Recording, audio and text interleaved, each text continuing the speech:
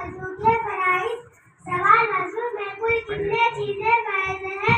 जवाब वजू में 4 चीजें फर्ज है। नंबर 1 पूरा चेहरा धोना। नंबर 2 दोनों हाथ कोहनियों तक धोना। नंबर 3 सर का मसा करना। नंबर 4 दोनों पैर टखनों तक धोना। मसला वजू या गुस्ल में किसी उज़ू को धोने का ये मतलब है कि जिस उज़ू को धो के